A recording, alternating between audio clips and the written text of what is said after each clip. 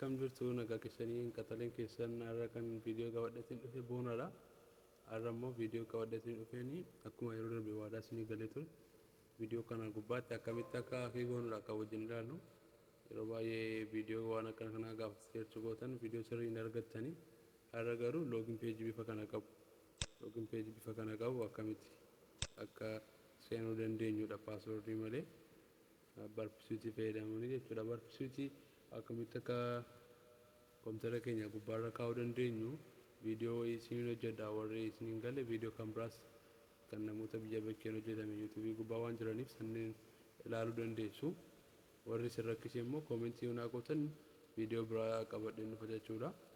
Ammagaa gara viidiyoo keenyaatti gaafa dabaru DVWA kan yaaliif websaayitii yaaliidhaafidha. Ammas gubbaatti akkamitti akka paaswoordii kana seenu fakkeenyaaf yuuzarneemii kana beekaa jennu admiinidha.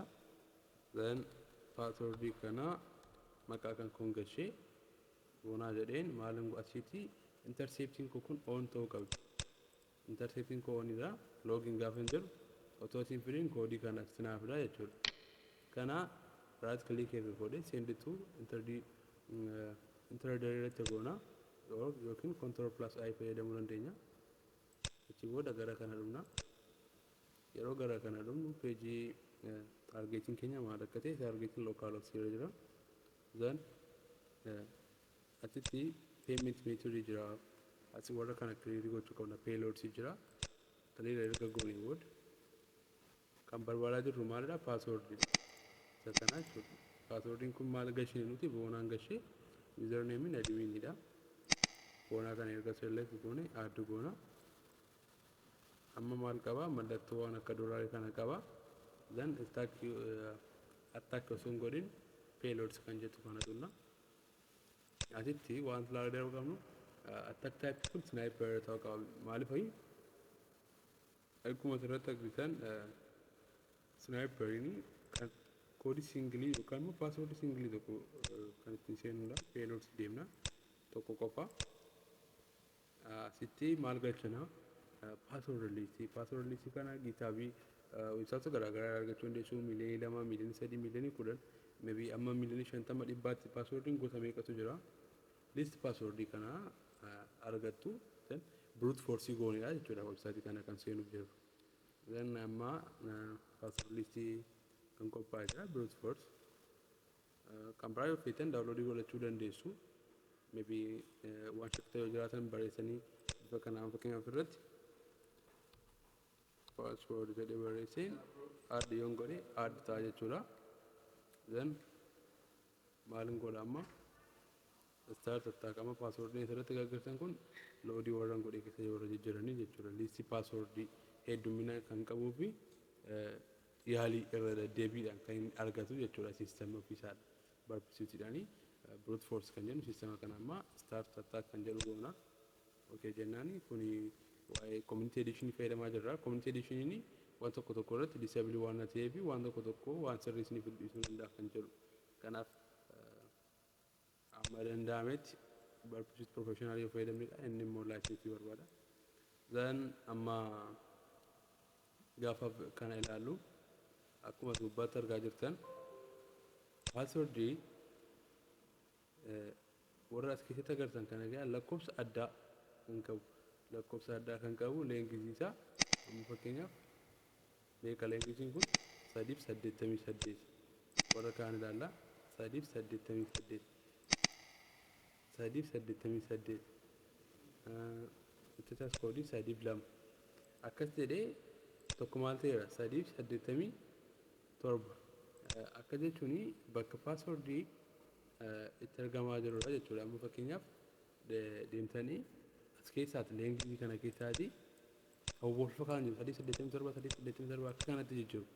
Then isa addate double click gootanii leenjii kanatti ilaaltanii asitas koodii kana ilaaltanii isaan keessaa kan addate amma fakkeenyaaf kana reedii yoo goonee maal takka dhufata jenni isa addatee keessaa fudhannaa jechuudha. Amma kanaaf isa addatee sana gashana danne amma dhufnee isa addatee sana gashana jechuudha.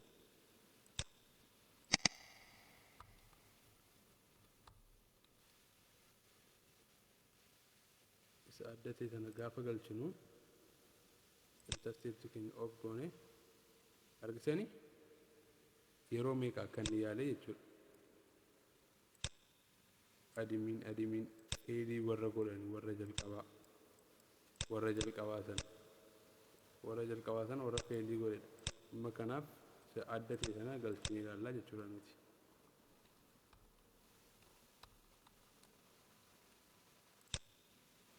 Akkuma argitan seenee jira jechuudha. Brute forcing kana fakkaata. Ani brute forcing password list kan mataa koo qopheessedha kan fayyadame. Garuu password list mataa keessanii fayyadamtaana yeroo fudhachuu danda'a.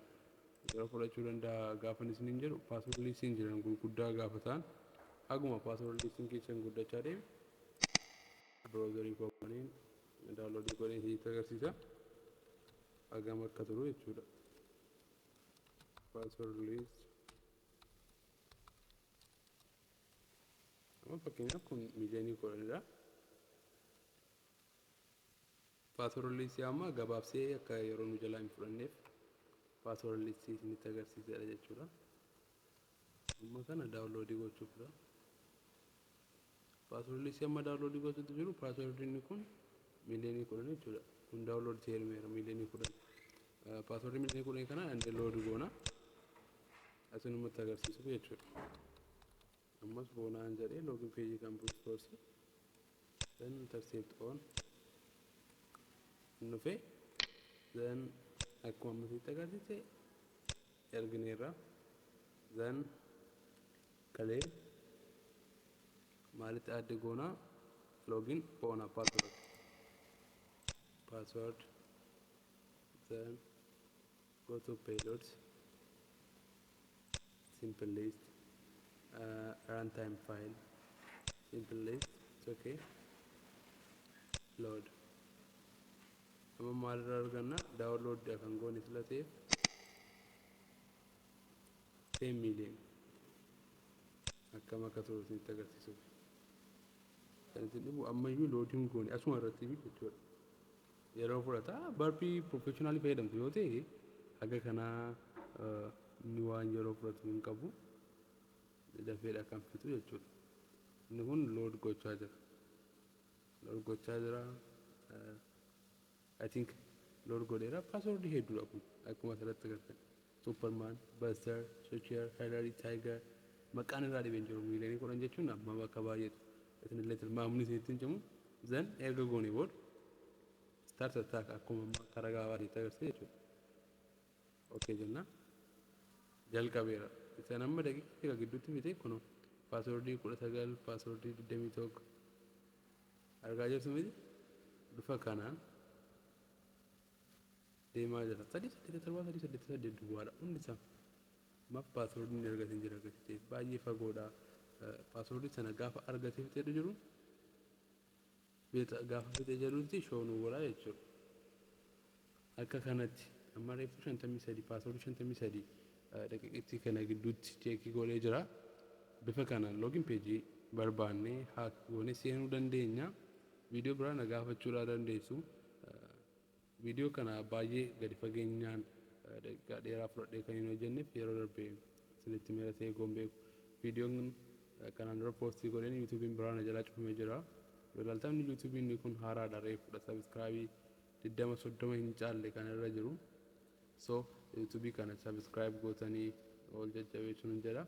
Inni biraan viidiyoo biraa qabadhee akkasii dhiyaadhu koomentii maal akka barbaadan koomentii godha like share subscribe gochuu hin dagatina. Agasitti viidiyoo biraa qabadhee marufutti nagaan keessan isiniif haa baay'atu. Akka karoораatti hin bannu viidiyoo biraa qabadhee isiniin dhufa waan kana fakkaatan fi viidiyoo teekinooloojii ilaallatan viidiyoo biraa maybe device beeksisuu ta'uu danda'a. Maybe viidiyoo editing ta'uu danda'a. Wantoota elektirooniksii faana wal fakkaatan wanna kamiin iyyuu viidiyoo isiniif mala jedhee yaadu hundumaayyuu qabadheen dhufa nagatti.